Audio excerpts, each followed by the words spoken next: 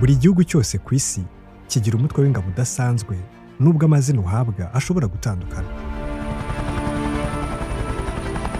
Natwe inaha i Rwanda aba basirikare turabafite, babarizwa mu cyiciro cyitwa Special Operations Force.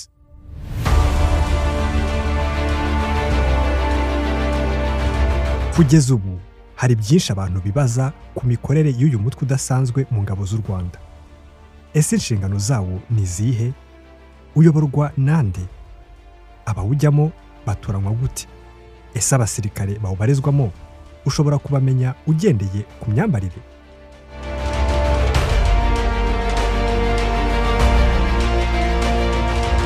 Ibi n'ibindi byose wibaza nibyo tugiye kugarukaho muri iki cyegeranyo.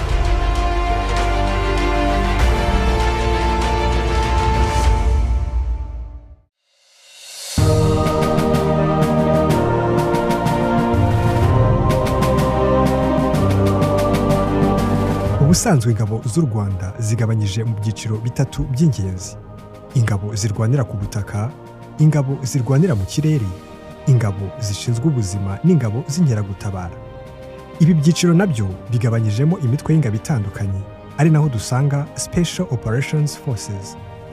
Uko abasirikare babarizwa mu byiciro bitandukanye, ni nako uzasanga impuzankano zabo ziriho ibimenyetso ushobora kugenderaho ubatandukanye. Ariko reka twibande gusa ku biranga ababarizwa muri uyu mutwe udasanzwe woherezwa aho rukomeye.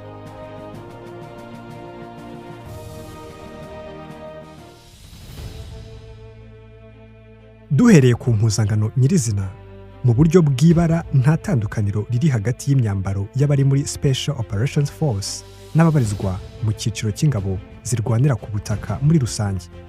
Gusa rimwe na rimwe Special Forces igira umwihariko w'imipira bambara hejuru aho kuba amashati.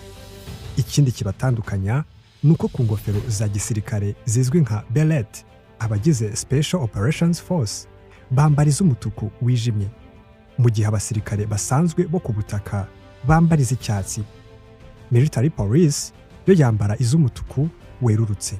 Ibi byose bishobora kukugora kubitandukanya, ariko ikimenyetso simusiga kizakwereka ko umusirikare muhuye ari uwo muri Special Operations Force.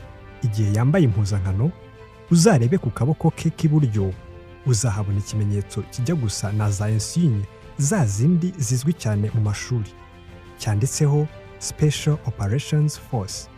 Ahagana hasi cyanditseho amagambo y'Icyongereza Resolute Warriors Win, bisobanuye ngo indwanyi zifite intego ziratsinda.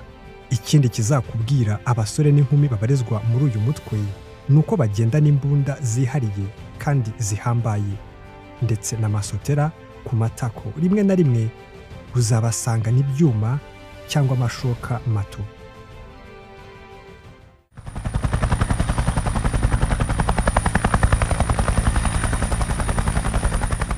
Tugeze ku ngingo benshi mwari mutegereje: ni izihe nshingano z'abasirikare bari muri uyu mutwe?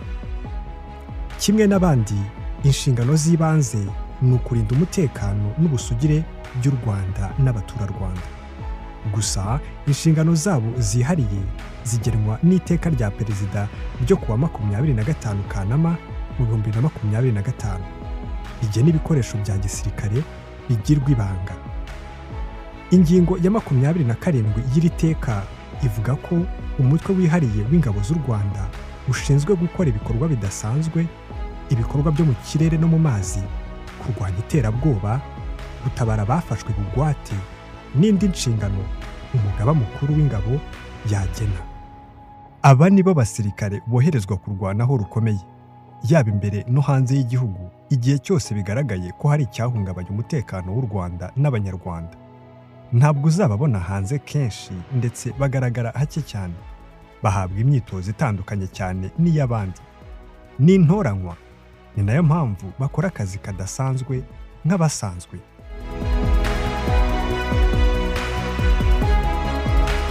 Kuri ubu uyu mutwe uyobowe na Brigadier General Stanislas Gashugi, wakoreye mu ngata Major General Ruki Karusisi.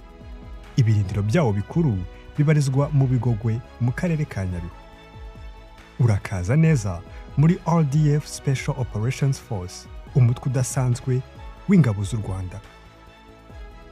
Ndabizi ko wibaza uti ese aha hajyamo abameze bate?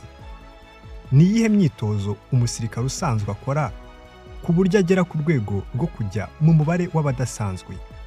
Ibi nibyo byanzinduye, ntiza amatwi, ubundi nkubarire inkuru yabo.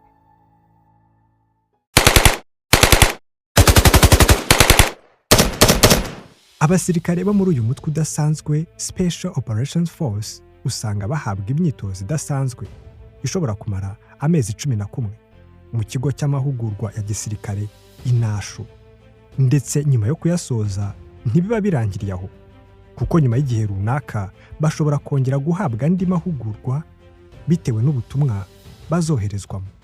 Imyitozo abo mu mutwe udasanzwe bahabwa ibirimo amasomo ajyanye n'imyitozo njyarugamba, gukoresha intwaro nto zoroshye n'iziremereye, ndetse no kwirwanaho bakoresheje amaboko igihe bakwisanga nta gikoresho na kimwe bafite kandi bari kumwe n'umwanzi aho rukomeye.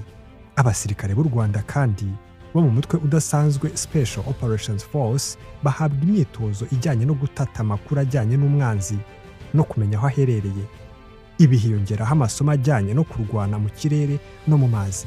Abahabwa imyitozo ya Special Operations Force basoza bafite ubumenyi bwo ku rwego rwo hejuru mu mirimo yose ya gisirikare, aho twavuga nk'ubutabazi bw'ibanze, gusoma amakarita, gusesengura amakuru no kuneka umwanzi, hamwe no kugira ubumenyi bwose bukenewe mu butumwa bakoherezwaho aho amahirwe yo kurokoka aba ari make.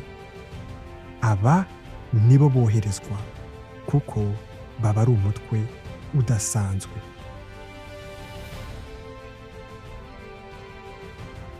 Abasirikare b'u Rwanda bo mu cyiciro cya Special Operations Force baba bafite imyitozo ibemerera gukorera hamwe n'abandi mu ikipe, ndetse hakaba n'igihe bakora bonyine kandi ubutumwa boherejwemo bukagenda neza.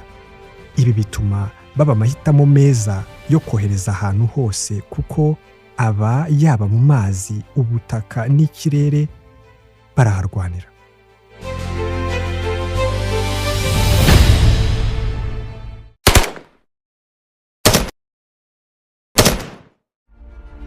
Umutwe udasanzwe mu ngabo z'u Rwanda ufite inshingano zo kurinda umutekano imbere mu gihugu, ariko nanone izi ngabo zikaba zakoherezwa hanze y'imipaka y'u Rwanda igihe haba hari ibibangamira inyungu z'igihugu cyangwa se byashyira umutekano w'u Rwanda mu kaga. Iki gihe uwo mwanzi asangwa hanze agasubizwa inyuma ataragera mu gihugu. Ntabwo uzabona aba basirikare bo mu mutwe udasanzwe cyane mu nzira aho ugenda nk'uko ushobora guhura nabo mu yindi mitwe isanzwe, ariko ibikorwa byabo bakora bucece nibyo bituma buri munyarwanda yishyira akizana agatekana. Umubare w'ingabo zikomeje kujya mu cyiciro cy'ingabo zidasanzwe wiyongera buri munsi. Ibi byerekana ko u Rwanda ruryamiye amajanja bijyanye no kurinda umutekano yaba mu bihe by'ubu n'ahazaza. Nta makuru menshi ahari ku butumwa izi ngabo zakoze, gusa ubwamenyekanye nubwo zakoze muri Centrafrique igihe ingabo za François Bozize zari zisumbirije umurwa mukuru Bangui ngo ziburizemo ibikorwa by'amatora. Ibigenderwaho mu gutoranya abinjira muri uyu mutwe byo biracyari ibanga, gusa ikizwi ni kimwe, ni uko ukwiriye kuba uri udasanzwe cyangwa witeguye kuba udasanzwe.